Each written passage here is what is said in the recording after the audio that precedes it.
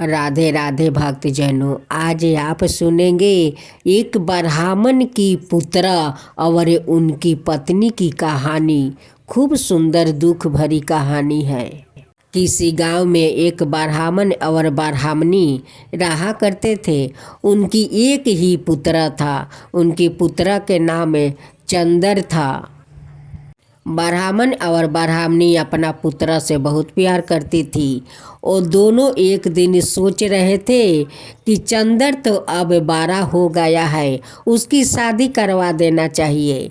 उनकी शादी करवा देने से घर में पत्नी आ जाएगी और मेरी बहू आ जाएगी, तो थोड़ा मेरा आराम मिल जाएगा।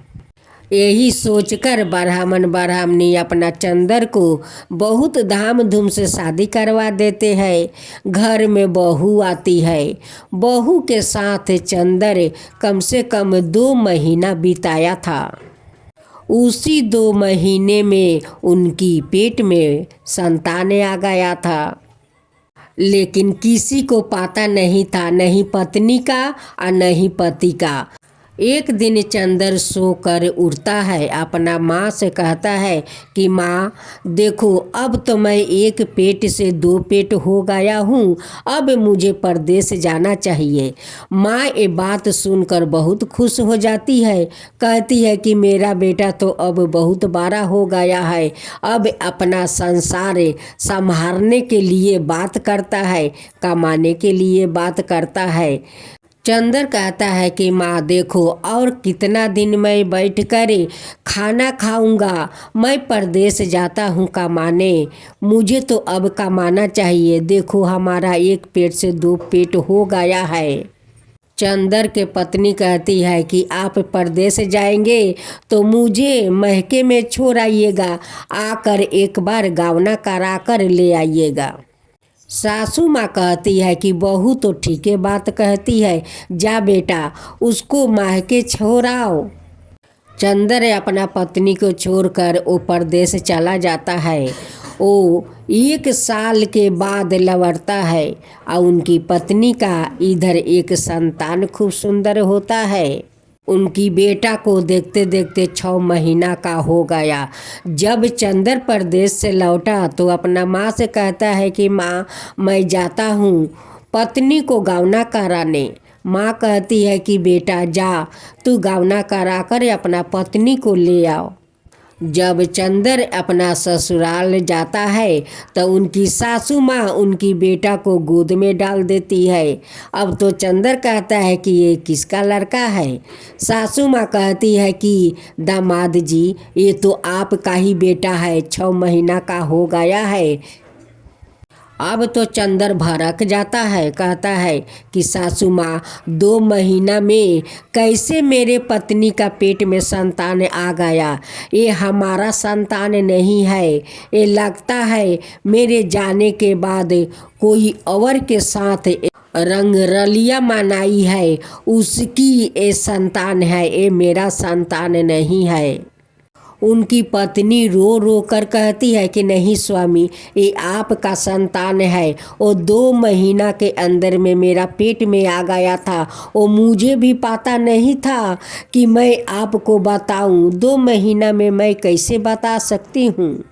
जब मैं महके में आई तब मैं समझा कि मैं माँ बन चुकी हूँ। देखिए आपका बेटा 6 महीना का हो गया है, ये आपका ही बेटा है। मैं तो किसी दूसरा मर्द को और देखती नहीं हूँ, तो उसकी साथ मैं कैसे रंगरलिया मना सकती हूँ। ये आपका ही बेटा है।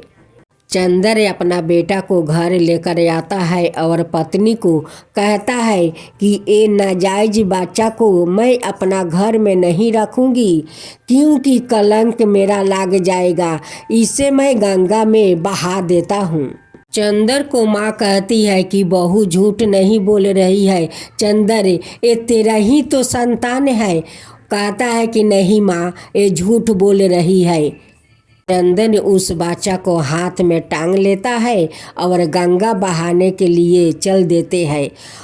आगे आगे चंदन जाता है या पीछे से उनकी पत्नी रोते हुए जाती है, कहती है कि स्वामी ये आपका ही बच्चा है, ये दूसरा कोई और का नहीं है, ये आपका ही संतान है, इसे गंगा में मत बहाइए स्वामी, गंगा में मत बहाइए। उसी रास्ते से विनायक गणेश जी अपना लव और शुभ के साथ वो कहीं जा रहे थे। वो देखते हैं कि उस औरत बिलख बिलख कर रो रही है और इस आदमी तो बच्चा को गंगा में फेंकने के लिए जा रहा है। गणेश जी कहते हैं, ठहर मूर्ख, तेरी पत्नी रो रो कर कह रही है कि ये आपका ही संतान है, फिर भी तेरा अपना पत्नी पर विश्वास नहीं है। चंदर कहते हैं कि नहीं भगवान, ये मेरा संतान हो नहीं सकता है, मैं तो शादी करके परदेश चला गया तो मेरा संतान कैसे होगा, मैं घर पर रहता तभी तो संतान होगा। विनायक गणेश भगवान कहते हैं कि नहीं रे मूर्ख, एक दिन में संतान आ जाता है और वो तो 2 महीना तू अपना पत्नी के साथ बिताया है। चंदन तो अब गणेश भगवान को बात नहीं सुन रहे हैं, वो चलने लगा। गणेश भगवान उसे अभिशाप देते हैं कि अगर बच्चा को गंगा फेंकने जाता है तो तू यही पर फेंकने से पहले तू सील बन जा। अब तो चंदर वही पर सील बनकर खड़ा रहा। उनकी पत्नी कहती है कि प्रभु, मेरे पति कितना दिन तक सील बनकर रहेगा, ये जैसा भी है ये मेरा पति है प्रभु, इसे सील से मनुष्य बना दीजिए। गणेश जी कहते हैं कि मैं शराप दे दिया है, शराप आपस नहीं लिया जाता है। 1 साल के बाद जब कोई भगवान इस जंगल से गुजरेंगे और वो इसे लात मारेंगे तभी अपना ये रूप में आएगा। कह कर गणेश भगवान चले गए और चंदर के पत्नी अपना बेटा को लेकर घर आ गई। चंदर के पत्नी मिलने के लिए रोज उस जंगल में जाती है और उस पत्थर से मिलती है। जब बहू घर आती है तो सासू माँ पूछती है कि चंदर कहाँ है। कहती है कि वो तो सील बन गया है। रास्ते में गणेश भगवान भेटाए थे, वो बहुत समझाए लेकिन आपका बेटा नहीं समझे। वो जिद करके मेरे बेटे को गंगा फेंकने जा रहा था। गणेश भगवान का गुस्सा आ गया और उन्हें शराप दे दिया कि तू 1 साल तक सील बनकर यहीं पर खड़ा रहेगा। जब कोई 1 साल के बाद भगवान आएंगे और तुझे लात मारेंगे तभी तू सील से मुक्ति होगा और तू मनुष्य बन जाएगा। चंदर का पत्नी 1 साल तक उस जंगल में उसे अपना सील पति से रोज मिलने जाती थी। उनकी मन नहीं मानता था, उनका मन में तो कोई छल कपट नहीं था और न ही किसी मर्द के ऊपर वो देखती थी। लेकिन चंदर को तो अपना क्रोध के कारण सील बनना पड़ा। एक दिन उसी रास्ता से गणेश अपना दोनों पत्नी के साथ गंगा या स्नान करने जा रहे थे। रिद्धि सिद्धि का उस सील पर नजर पड़ा। वो कहने लगी कि स्वामी देखिए ये सील कितना सुंदर है, आदमी के जैसा है। गणेश जी कहते हैं कि ये कोई कारण के लिए ये सील बना है, लगता है कोई पाप किया है, उसी के कारण ये सील बना है। चंदर तो विनायक जी के शराप के कारण वो सील बना हुआ था। गणेश जी का दोनों पत्नी कहती है कि स्वामी इस सील को मुक्ति करवा दीजिए, इसे मनुष्य रूप में लाइए प्रभु, लाइए। गणेश भगवान ने उस सील का 3 बार परिक्रमा किया और करने के बाद ऐसे पैर मारा कि चंदर अपना मुक्ति पा गया, वो मनुष्य रूप में आ गया।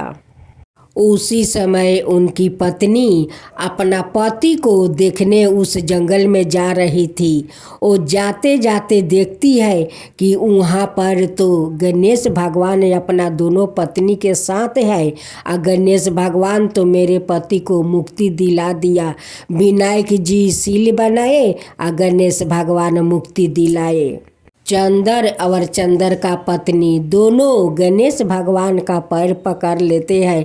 कहते हैं कि भगवान, हमसे बहुत बड़ा पाप हो गया है कि अपना पत्नी को मैं पाप में ढकेल रहा था, मैं पाप लगा रहा था। मेरे पत्नी पापी नहीं है, ये किसी और को संतान नहीं है, वो संतान तो मेरा ही है।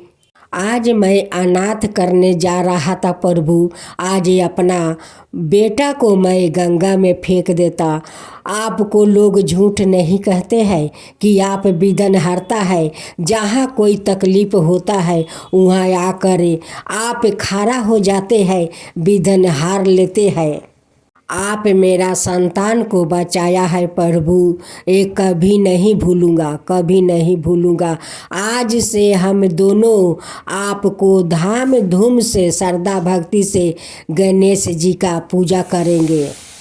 चंद्र अपना पत्नी के साथ घर आता है और गणेश भगवान को सब मिलकर धाम धूम से पूजा आरती करते हैं।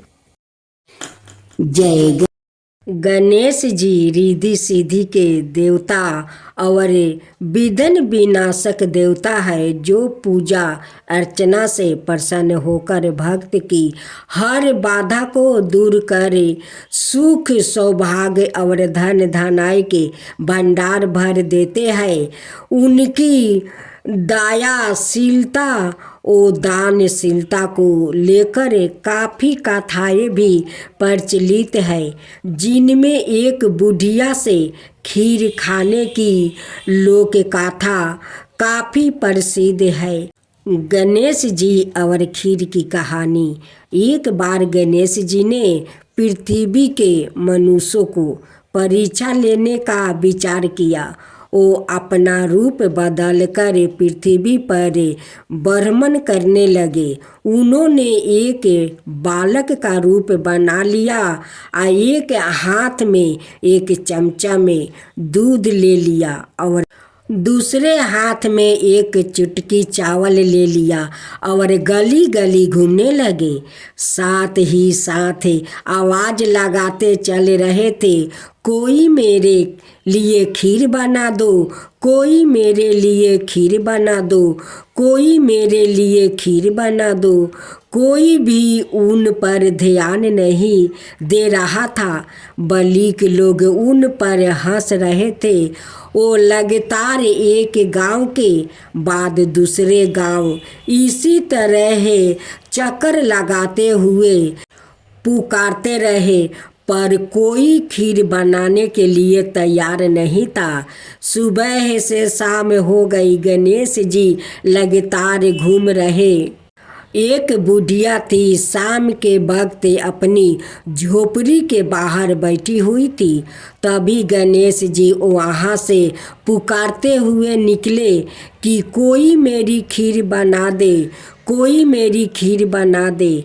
बुढ़िया बहुत कोमल दया वाली स्त्री थी। उन्होंने कहा, बेटा मैं तेरी खीर बना देती हूँ। गणेश जी ने कहा, माई अपने घर में से दूध और चावल लेने के लिए बर्तन लाओ।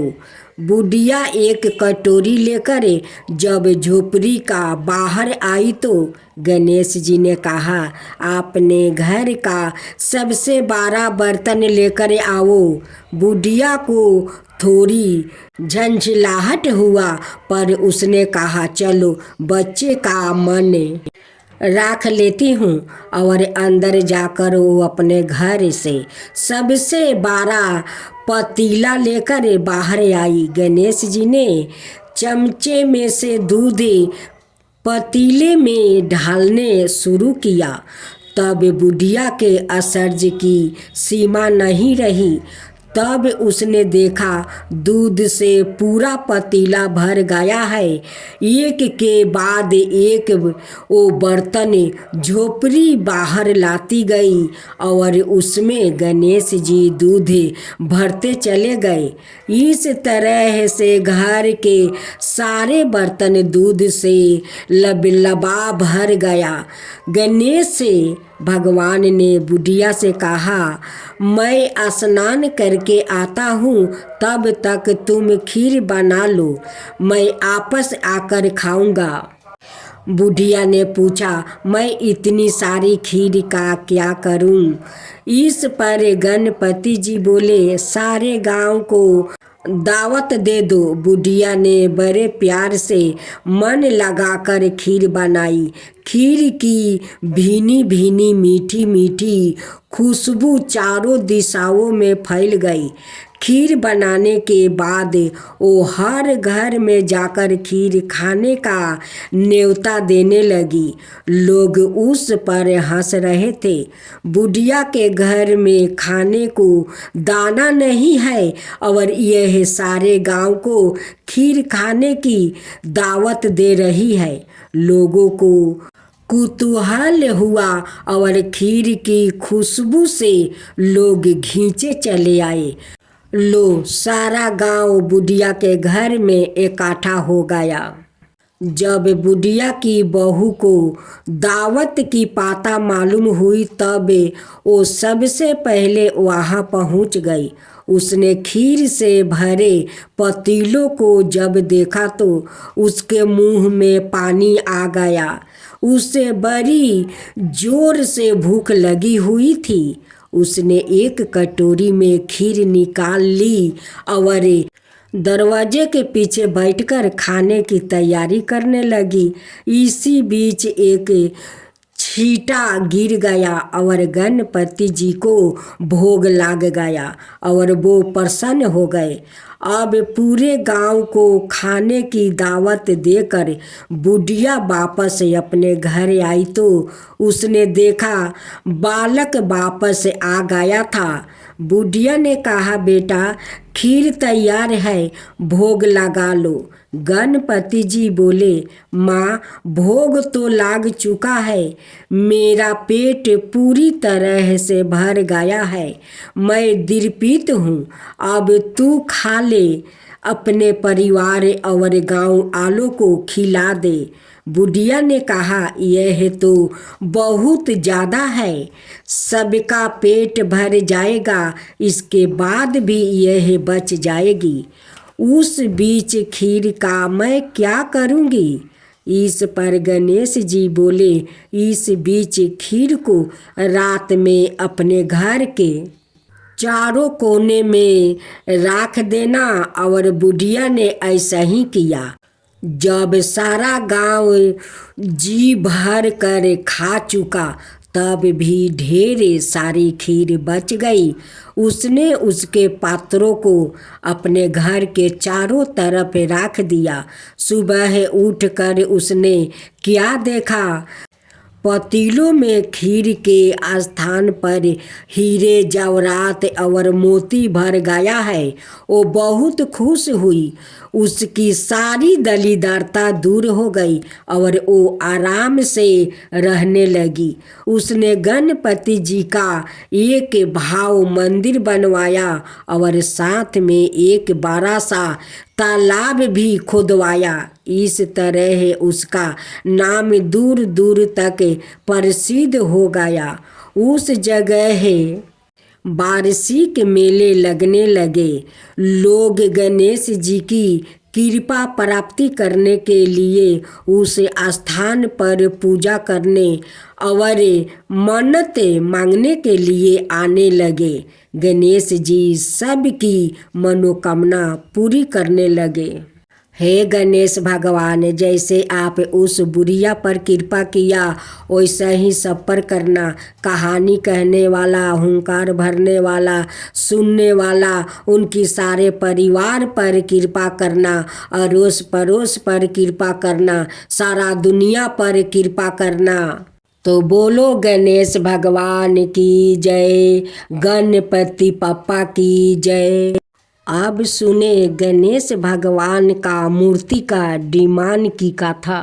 वृंदावन तीर्थ स्थली कही जाती है। इसी को लेकर मथुरा वृंदावन में हर पर्व हर्षोल्लास के साथ मनाया जाता है। जैसे कि आप सभी जानते हैं, गणेश चतुर्थी का पर्व बहुत ही नज़दीक आ रहा है। मथुरा के कारीगरों गणेश जी की मूर्तियाँ बनाने में जुटे हुए हैं कि टीम मूर्ति बनाने वाले कारीगरों के पास पहुंची और उनसे जाना कि इस बार क्या खास है।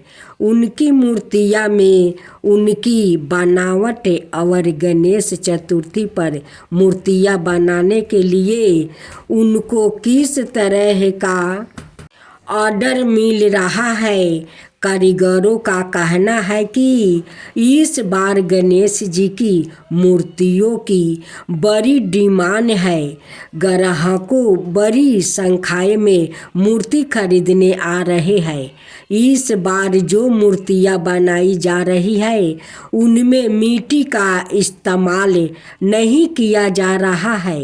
दरअसल मिट्टी की जो मूर्तियाँ बनाई जाती है उनमें फिनिशिंग नहीं आती है, इसलिए इस बार पीओपी और जूट को मिश्र कर मूर्तियाँ बनाई जा रही है। मूर्तियों को रंग बिरंग ढंग से सजाया जा रहा है।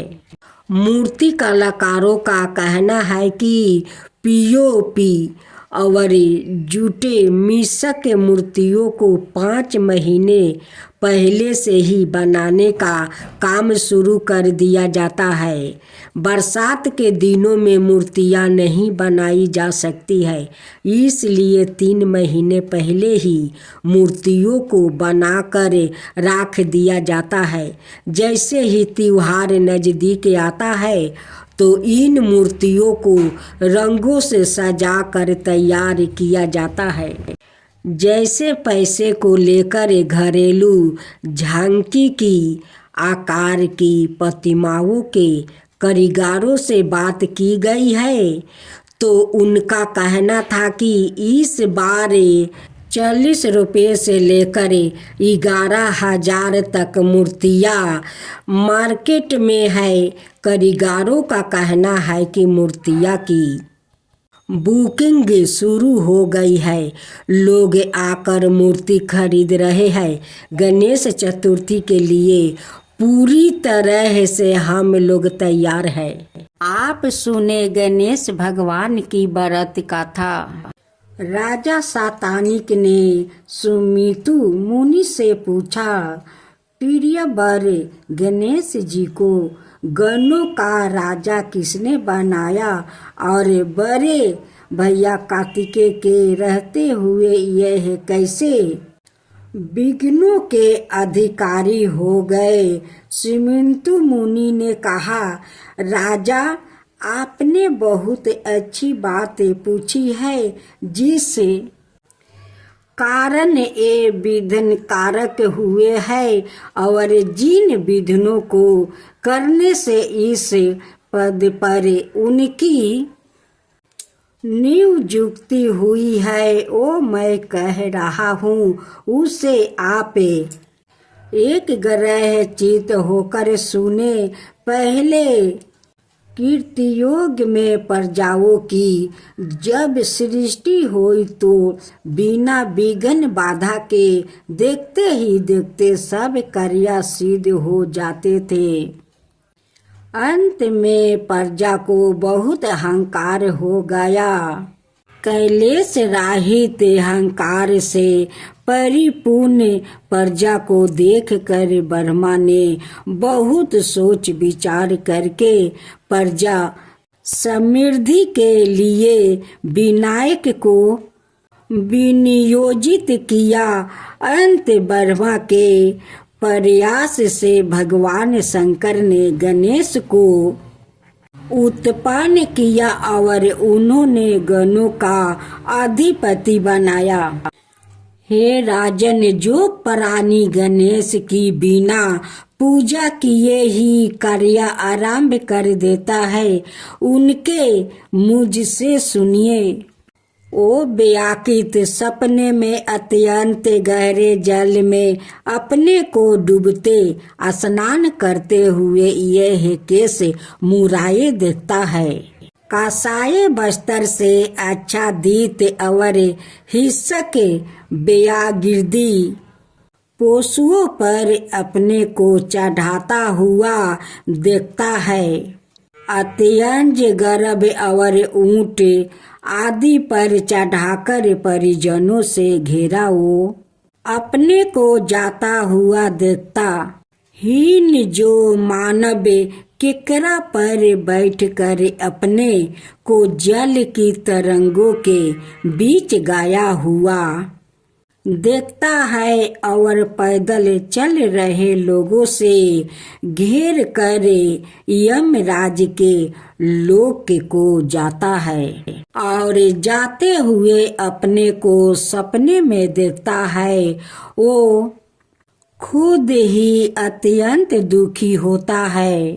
जो राजकुमार सपने में अपने चिता और आकृति को विकृति रूप में अब स्थित कारबीर के फूलों की माला से विभूषित देखता है, वो उन भगवान विघ्नेश के द्वारे विघ्न उत्पन्न कर देने के कारण पूर्व वंशानुगत प्राप्त रज्या को प्राप्त नहीं कर पाता, वैसे को व्यापार में लाभ नहीं प्राप्त होता है और कृषक को कृषि कार्य में पूरी सफलता नहीं मिलती।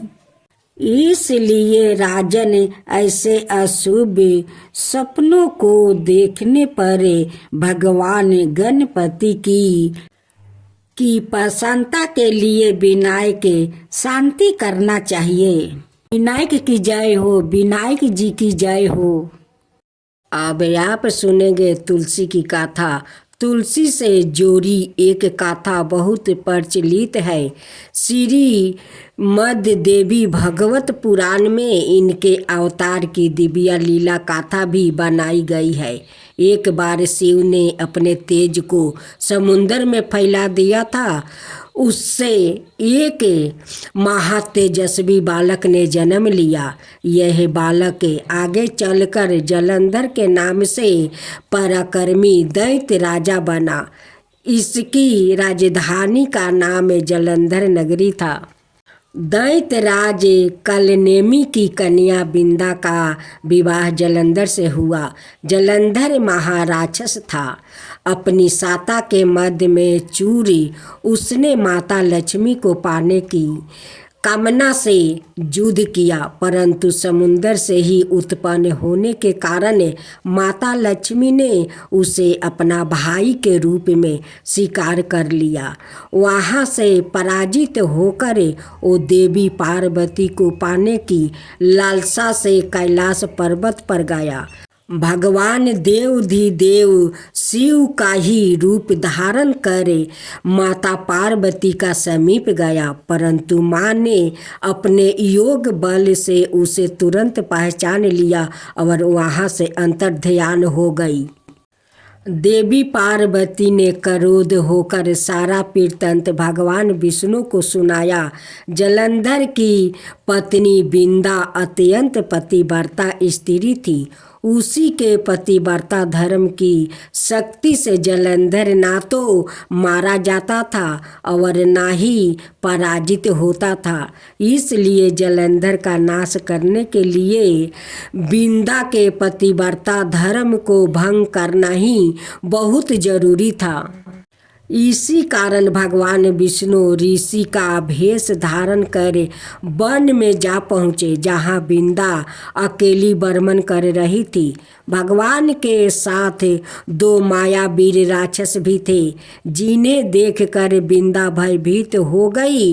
ऋषि ने बिंदा के सामने पल में दोनों को भस्म कर दिया। उनकी शक्ति देखकर बिंदा ने कैलाश पर्वत पर महादेव के साथ युद्ध कर रहे अपने पति जलंधर के बारे में पूछा। ऋषि ने अपने माया जाल से 2 बांदर प्रकट किया। एक बांदर के हाथ में जलंधर का सिर था और दूसरे के हाथ में धर। अपने पति की यह दशा देखकर बिंदा मूर्छित होकर गिर पड़ी। होश में आने पर उन्होंने ऋषि रूपी भगवान से विनती की कि वो उसके पति को जीवित करे। भगवान ने अपनी माया से पूर्ण जलंधर का सिर धड़ से जोड़ दिया, परंतु सवाए भी वो उसी शरीर में प्रवेश कर गया। बिंदा को इस छल का जरा आभास नहीं हुआ। जलंधर बने भगवान के साथ बिंदा पतिव्रता का व्यवहार करने लगी, जिससे उसकी पतिव्रता भंग हो गया। ऐसे होते ही बिंदा का पति जलंधर युद्ध में हार गया। इस सारी लीला का जब बिंदा को पता चला तो उसने क्रोध होकर भगवान विष्णु को शीला होने का श्राप दे दिया और सवाए सती हो गई। जहाँ बिंदा भस्म हुई वहाँ तुलसी का पौधा उगा। भगवान विष्णु ने बिंदा से कहा, हे बिंदा, तुम अपने सतीव्रता के कारण मुझे लक्ष्मी से भी अधिक प्रिया हो गई हो। अब तुम तुलसी के रूप में सदा मेरे साथ रहोगी। जो मनुष्य भी मेरे शालिग्राम रूप के साथ तुलसी का विवाह करेगा, उसे इस लोक और परलोक में विपुल यश प्राप्ति होगा। जिस घर में तुलसी होती है वहाँ यम के दूत भी असमय नहीं जा सकते। गंगा ओ नर्मदा के जल से स्नान अथवा तुलसी का पूजन बराबर माना जाता है। चाहे मनुष्य कितना भी पापी क्यों न हो, मृत्यु के समय जिसके प्राण मंजीरी रहती, तुलसी और गंगा जल मुख में राख कर निगल जाते हैं। वो पापों से मुक्ति होकर वैकुंठ धाम को प्राप्ति होता है। जो मनुष्य तुलसी और आंवले की छाया में अपने पितरों का श्राद्ध करता है, उसके पितरों मोक्ष को प्राप्ति हो जाते हैं। उसी दैत जलंधर की यह भूमि जलंधर नाम से विख्यात है। सती बिंदा का मंदिर मोहल्ला कोट किशनचंद में स्थित है। कहते हैं इस स्थान पर एक प्राचीन गुफा थी जो सीधी हरिद्वार तक जाती थी। सच्चे मन से 40 दिन तक सती बिंदा देवी के मंदिर में पूजा करने से सभी मनोरथ पूर्ण हो जाते हैं। अब आप सुने महालक्ष्मी व्रत कथा। माँ लक्ष्मी की जय हो, माँ लक्ष्मी की जय हो। प्राचीन समय में एक गांव में एक गरीब ब्राह्मण रहता था। वो भगवान विष्णु का भक्त था। वो नियमित रूप से श्री विष्णु की पूजा करता था।